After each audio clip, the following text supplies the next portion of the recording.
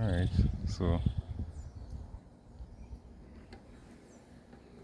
I'll do some repair works to this guttering because the gradient off. The water ponding in that corner, a lot of water ponding all the way back up to here. This is the down pipe here. But the water not running up to the down pipe, is running back down to the corner. So we'll have to do some adjustment to the guttering,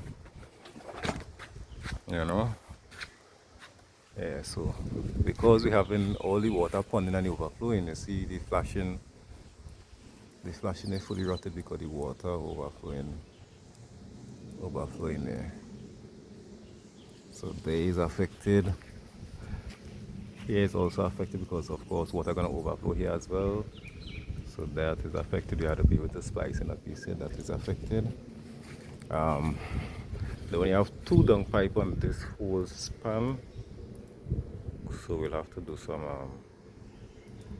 adjustments to the guttering and maybe add another dung pipe because this is the pool area and most times clients don't want to see no dung pipe coming in front by the alignment area, so we'll have to figure something out.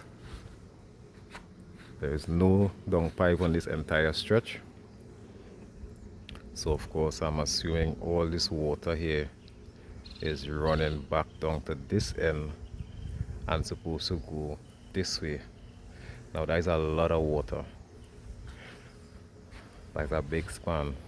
So imagine water from this whole side coming back on this end to go into this down pipe, which also taking water from this broadside. So there is a lot of water trying to run down in that pipe. And from what I've seen, they only cut out like about 1.5 inch hole on the top. So the hole even too small. So they'll have to widen the hole on the exit from the guttering to get it at 4 inches, the full circumference, which will give us about 4 inches. Right now it's about 1.5 inches. So we gotta make some adjustments to this.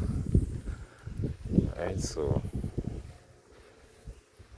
part of the job today is to do the guttering cleaning and also do assessment and recommendation, and then provide a costing to the client to fix the issue and to have the guttering system working more effectively.